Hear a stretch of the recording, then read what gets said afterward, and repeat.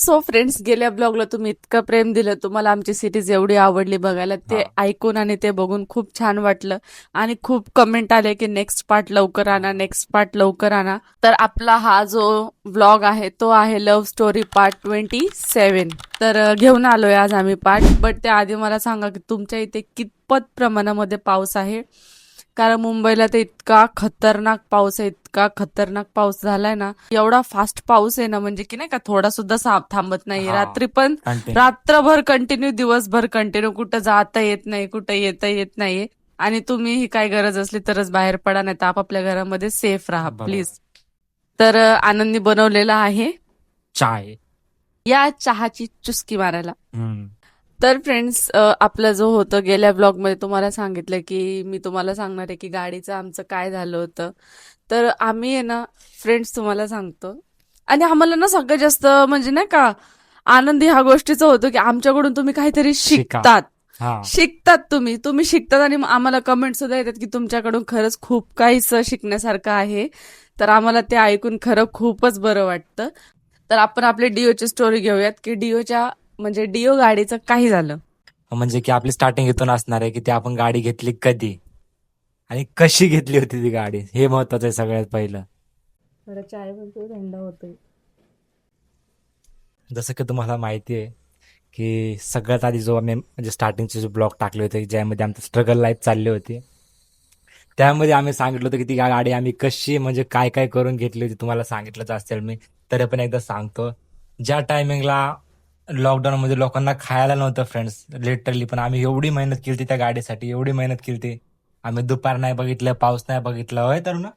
तर मेन गोष्ट काय होती की आम्हाला ना त्या गाडीची खूप जास्त गरज होती. कारण फिश शॉप असल्यामुळे आम्हाला सारखं फिश आणायला पुणे मार्केटला जावं लागायचं. आणि आमचं घर खूप लांब होतं पुणे मार्केट पासून.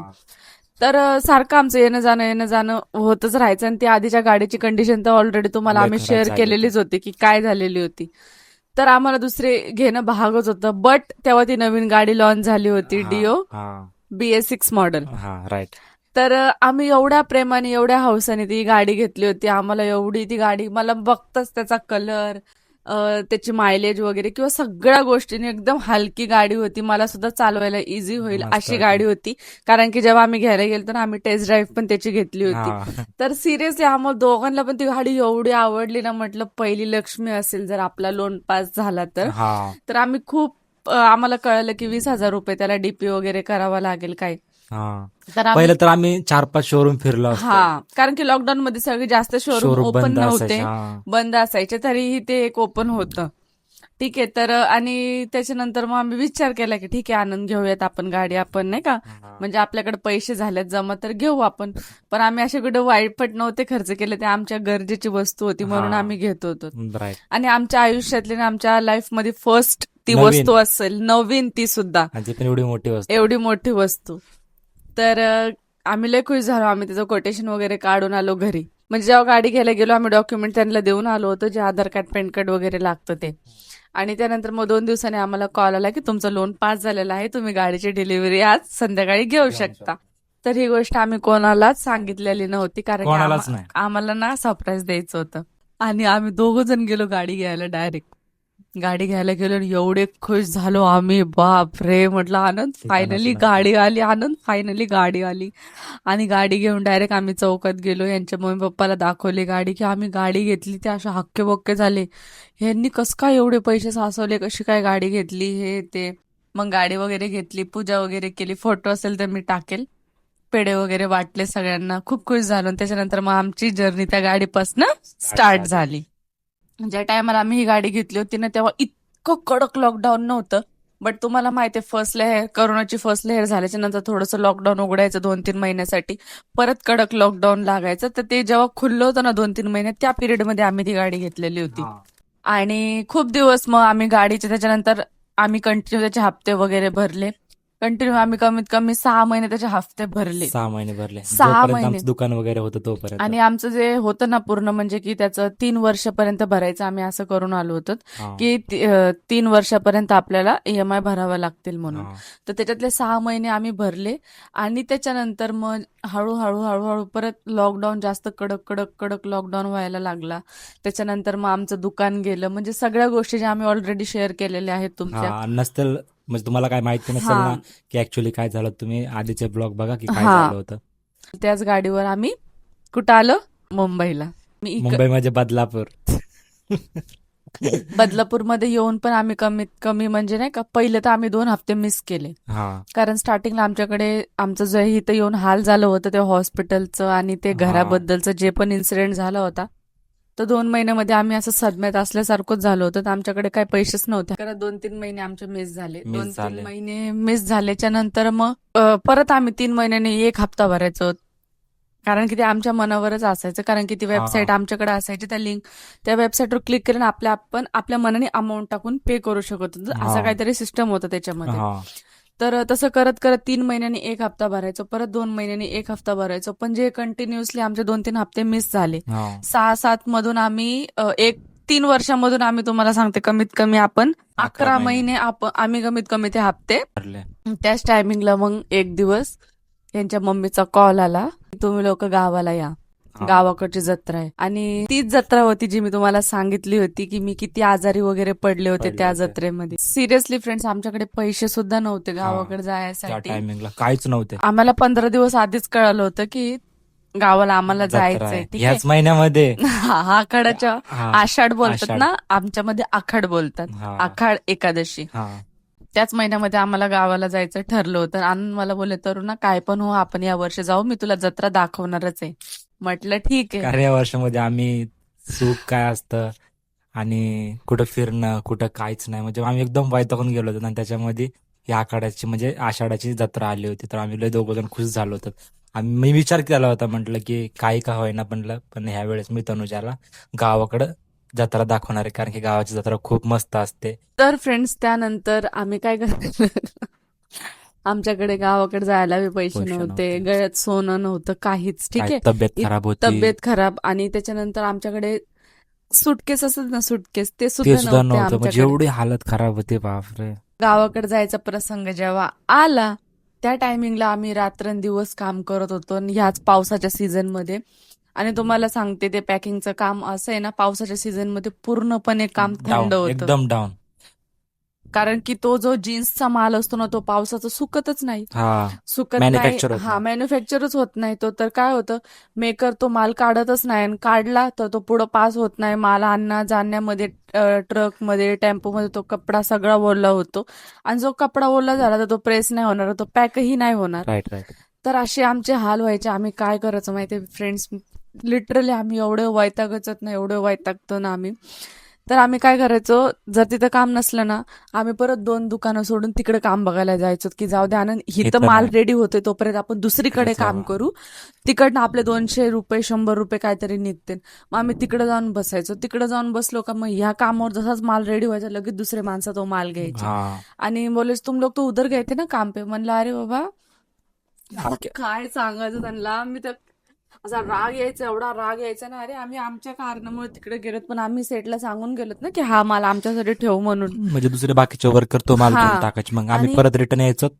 तो माल आम्हाला दिसायचंच नाही तिथं. आणि त्या लेडीज लोकांची एवढी काही कंडिशन खराब नव्हती, त्यांचे स्वतःचे घरदार घरं होते, होते. त्यांचे नवरे कामाला होते.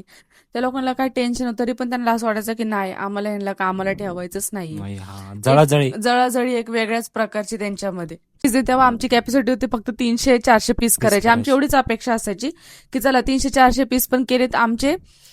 तेव्हा ₹1.5 पीस होता, तर आम्ही 300 पीस पण केले, तर तो किती होते 300 पीस? 450 रुपये. बास. ते 450 रुपयासाठी आम्ही दिवसभर काम करायचो, दिवसभर. म्हणजे आम्ही आठाण्यासाठी सुद्धा काम करायचो. हा, आम्हाला बोलायचा सेट तो, तुम्ही मास्टरपणी करा, तुम्हाला त्याच्यावर आठाणे भेटते. आणि आनंद मला भांडायचे की चल ना घरी, आज शुक्रवार आहे, चल ना घरी. कशाला? अरे म्हणलं आनंद, तेवढेच आपले 100 रुपये निघतात. आम्ही 100 रुपयासाठी एवढे हा, घरी जात नव्हतो आम्ही. नव्हताच. सगळे लोक घरी सकाळी हिसाब घेऊन घरी निघून जायचे, आणि आम्ही त्या गाळ्यात संध्याकाळपर्यंत बसलेलं असायचं. हा, एवढी लाज वाटायची आणि एवढं रडायला यायचं ना, म्हणजे असं लाज यासाठी वाटायची की लोक म्हणतात ह्यांना किती हाव आहे पैशाची, पण आमच्यावर काय परिस्थिती होती ती आम्हाला माहिती की आम्ही का काम करतोय म्हणजे इथे. आमचं गाडी भाडं कुणाला द्यायचे, कुठं राशन भरायचंय, त्या गाडीचा हप्ता, म्हणजे भरपूर सारं टेन्शन होतं डोक्यांमध्ये. बाकी वरनं खाणं कधी कधी तब्येत पिणं नाही, आम्ही खाणं फिरणं तर कधीच केलं खाणं नाही. पिणं फिरणं तर आम्ही जसं काय विसरूनच गेलो होतो, गेलो होतो. कुठंच जात नव्हतो आम्ही. आणि मेन गोष्ट, प्रत्येक फ्रायडेला तिथे लाईट जायची तर अख्खा दिवस आमचा तो पण वेस्ट जायचा, म्हणजे Waste. हप्त्यातून एक दिवस तर आमचा वेस्टच जायचा असंच समजा. हा, तरी सगळे लोक घरी जायचे आणि फ्रायडेच्या दिवशी आम्ही कधी कधी अंधारात टॉर्च लावून पण काम केलं काम तिथं. केलं. पण आम्ही कधीच मागं नाही सर. कामापासून मागं सरलेलो नाही. तरीही आम्ही काम करायचो. माझी मम्मी बोलायची अरे आज फ्रायडे ये घरी, चिकन बनवते, हे करते, पण मी बोलायचे नाही मला काम आहे किंवा मी दमले. मी नसं सांगायचं नाही की आम्ही कामावर आहेत म्हणून, पण नव्हतं सांगत आम्ही आमची परिस्थिती, आम्ही दोघंच हँडल करायचो त्या हम्म, गोष्टी. बरोबर. मग संध्याकाळी हिसाब वगैरे घेऊन थोडे 100-200 रुपये जास्त निघल्यावर मग घरी जाऊन कधी चिकन बनवलं, कधी खाल्लं, परत दुसऱ्या दिवशी कामाला यायचं टेन्शन. असं करून त्या 15 दिवसामध्ये आम्ही एवढी मेहनत केली. आमच्या एवढे दिवस काय मेहनत करून किती पैसे निघले असतील? फक्त 2,000 रुपये. एवढी मेहनत करून एवढी मेहनत करून 2,000 रुपये फक्त आमच्या, आणि 2,000 रुपये घेऊन त्याच्यामधले आम्ही आपण पेट्रोल कितीचं भरलं होतं गाडीत? 350 रुपयाचं. 350 रुपयाचं पेट्रोल रात्रीच आम्ही भरलं. म्हणजे 2 वेळा भरलं, कारण की या गाडीमध्ये एवढं पेट्रोल नव्हतं बसत. हा. 350चं स्टार्टिंगला भरलं म्हणजे होतं. इकडनं जाताना पहिलं आम्ही 350चं भरलं. म्हणजे आम्हाला एवढी उत्सुकता होती म्हणजे इकडे गावाकडे जायची. आम्ही रात्रीच बॅगी बिगी भरल्या रात्रीच आम्ही, बरं का, मस्त बॅग बिग भरल्या आम्ही. एवढी खुशी होती आणि की काहीच नवीन कपडे वगैरे नव्हते घेतले. काहीच घरामध्ये नाही. जे कपडे होते तेच कपडे आम्ही घेऊन निघालो होतो. हा, आनंद त्यावेळेस बोलत होते की आनंद आपण या गाडीवर नको जाऊ, आपण ट्रेनमध्ये जाऊयात, आपण सेफली पोहोचतो. हा. पण ते मला बोलले काय नाही तरुणा, कसं आहे आपण आपल्या गावात पोहोचलो तर आपल्या गावामधून आपल्याला कधी म्हणजे कुठे जत्रेला जायचंय, कुठे फिरायचंय, यायला जायला ते काही सोर्स नाही आपल्याकडे, गाडी वगैरे नाही, तर आपण आपली गाडी घेऊन गेलो तर आपण कुठे बी जाऊ शकतो. मी तुला तिकडचं बाजार वगैरे सगळं दाखवून, असं मला बोलले. शेवटी माझा आनंदने नाही ऐकलं. तर फ्रेंड्स, माझा काय हेतू होता माहितीये का, की तनुजाला नाही का गावाकडली जत्रा दाखवावा, किंवा म्हणजे दुसरी एक गोष्ट होतं की आम्ही लग्न झाल्यापासून आम्ही आमच्या कुलदैवत म्हणजेच की आम्ही मोठा देवीला सुद्धा गेलो नव्हतो, पाथर्डीला. तर ती इच्छा होती, गावाची जत्रा दाखवायची होती. कधी पुढं गावात म्हणजे आमच्या गावापासून दुसऱ्या गावामध्ये जायला जत्रा वगैरे लागती. तर हे माझ्या मनामध्ये तर चाललं तिकडे होतं. जायला काही साधन वगैरे काहीच नसायचं. नसायचं. तर आनंदला असं वाटायचं की कोणाला आपली गाडी गाडी वगैरे असली तर. मागायची की गाडी दे म्हणून. तर आनंद बोलले की आपण आपलीच गाडी घेऊन जाऊ. तर ह्या गोष्टीमध्ये मी पण आनंदला बोलले ठीक आहे, तुम्हाला जास्त माहिती, पण मला एक मनामध्ये माझ्या भीती होती की आनंद आपण, कारण की मी राहिले मुंबईचे, आम्ही कधीच इतक्या लांब प्रवास केलेला नाहीये हा, इथपर्यंत, की जेव्हा मी पुण्यावरून मुंबईला यायचे कधी कधी मम्मीला भेटायचे तेव्हा पण मी खूप घाबरायचे. पण आनंद मला बोलायचे काय 2-3 तासाचा रस्ता आहे, काय नाही होत. हा. आणि आम्ही हळूहळू यायचो, आम्ही असे फास्ट वगैरे गाडी चालवत नव्हतो. नाही. तर आम्ही असा विचार केला. तर आनंद मला बोलले अरे तरुण, आपण रात्रीचं निघू आणि आपण पहाटे पोहोचून पण जाऊ. नाही, पहाटे निघू. पहाटे निघू आणि 9च्या आधी आपण पोहोचू. लवकर. परत रात्री बॅग वगैरे पॅक केली, Pack जेवलो केले. आम्ही. 2-4 चपात्या वगैरे बनवल्या आणि एक शेंगदाण्याची चटणी चटणी वगैरे बनवली. आणि त्याच्यातच आम्ही इतके खुश खुश की अरे होतो. आपण फिरायला चाललोय, आम्ही फिरायला चाललोय. हा 1-2 साड्या घेतल्या, 1-2 ड्रेस वगैरे आनंदचे घेतले. आनंदला फक्त 1-2 टी-शर्ट घेऊन दिले होते मी हा. नवीन, कारण म्हटलं तिकडे पाऊस पाणी आहे का नाही, काय नाही, शर्ट घालून कुठे फिरणार. हा. तर त्या हिशोबाने घेतले वगैरे कपडे आम्ही. पहाटे आम्हाला 3ला निघायचं होतं. आनंद कितीला? 4ला ना? 3ला. 3 वाजता ना? 3ला ना. आम्ही झोपलोच किती वाजता? 12 वाजता. 12 वाजता. 12 वाजता झोपलो आणि 3ला उठलो पण. हा. उठलो आणि मस्त चाय पिलो आणि निघालो. आणि एवढा पाऊस मध्ये. भाई साहब, आमच्याकडे रेनकोट पण नव्हता. आणि रेनकोट नव्हता तर आहे ना, मी जेव्हा पुण्यामध्ये राहत होते ना, माझ्या ननंद आहे एक, माझी ननंद, तिचा लहान एक पोरगा होता. हा. त्याचा त्याचा रेनकोट म्हणजे आमच्या कपड्यांमध्ये आला होता. म्हणजे स्टार्टिंगला घेतला होता ना, तेव्हा तो आमच्याकडेच राहिला होता. आणि मी तोच रेनकोट घेतला होता. मी बोललो होतो तनुजाला, म्हणलं माझं काय नाही, म्हणलं मला कसं आहे थंडी वगैरे सहन करायची थोडीशी ताकद म्हणजे सवय आहे म्हटलं, पण हा रेनकोट तू घे म्हटलं होतं तिला मी. तर तो रेनकोट मला घातला. असं टाईट आणि तो रेनकोट असा अर्धा इथपर्यंत, त्याची टोपी इथपर्यंत. नवीन सुद्धा रेनकोट आम्ही घेतला नाही, तसंच रेनकोट. आणि तो रेनकोट अर्धा माझ्या कमरापर्यंतच येत होता, खालून पाय उघडे सगळे. उघडे. आणि जसंच आम्ही इकडनं निघलो ना पहाटे 3ला, एक सेकंड. तर फ्रेंड्स जसं आम्ही पहाटे 3ला निघालो ना, तर त्या टायमिंगला कसं होतं, त्या टायमिंगला जास्त पाऊस नव्हता. पण जसं जसं आम्ही काय क्रॉस केला, पण जेव्हा आम्ही माळशेत घाटामध्ये लागलो फ्रेंड्स, एवढा डेंजर पाऊस चालू झाला, बापरे, सपासप तोंडावर लागायला असा लागलं. पाऊस डेंजर.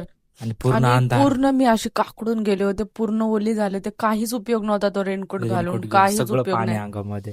आणि अशी हालत खराब, पायामध्ये चप्पल होती हा, पाय पूर्ण थंड पडले, हातपाय एकदम थंडगार पडले होते आणि काहीच दिसत नव्हतं त्या घाटामध्ये. पूर्ण धुपन झालं पूर्ण होतं. धुपन झालं होतं, काही सगळं वाईट वाईट वाईट, नुसतं पाण्याचा आवाज एवढा जोरा वरनं जोरामध्ये. पडताना वगैरे. आणि आम्ही असल्या यातनं गेलतो बघा तिकडे गावाकडे. बापरे. तरीही आम्ही किती वाजता आपण नगरला पोहोचलो? नगरला 8:30 वाजता. अहिल्यानगरला आम्ही 8:30ला पोहोचलो शार्प. म्हणजे आम्ही 3ला निघलेलो घरामधून. हा. आणि म्हणलं आनंद बरं झालं 9 वाजताच्या आधी आपण अहिल्यानगर अहिल्यानगर क्रॉस केला. म्हटलं. आनंद मला बोलले, हा आता काही टेन्शन नाही, आता आपल्याला कोण अडवणार आणि वगैरे एवढे नाही. खुश आम्ही तिथं नाचायला लागलो. आणि एवढे खुश झालो आम्ही, आमच्या खुशीचा गाडीवर. ठिकाणा नव्हता. आनंद दिसत मी खुश झाले होते की हा. तर की बाबा आम्ही सुखरूप पोहोचलो फायनली. मी म्हणलं ठीक आहे आनंद. आणि एवढे खुश झालो आम्ही, एवढे खुश झालो, बापरे, आमच्या खुशीचा ठिकाणा नव्हता. त्याच खुशीमध्ये हा, आणि त्याच खुशीमध्ये काय झालं धरून, बस त्याच खुशीमध्ये देवाला आमची खुशी नाही बघवली जास्त वेळ. अचानकच 2 माणसं मागून आले आमच्या आणि मला बोलले, आनंद गाडे. म्हटलं हो. माझी जी हात थरथर थरथर थरथर का. म्हटलं या काय. माणसाला बस काय माहिती आनंद गाडी. हा. तर म्हणला या बाजूला घ्या म्हणला गाडी. तर आम्ही लय घाबरलो, बापरे, आम्हाला काही समजलंच नाही की कोण आहे आणि का बोलतोय डायरेक्ट की आनंद गाडे वगैरे. तो बोलला आम्हाला गाडी बाजूला घ्या. जे आमचे हातपाय थरथर थरथर कापायला लागले. मी आनंदकडे बघते, आनंद माझ्याकडे बघतात. मनामध्ये जो मी विचार करते, आनंद पण तोच विचार करतात. आमच्या तोंडातून आवाज नाही आवाजच निघत.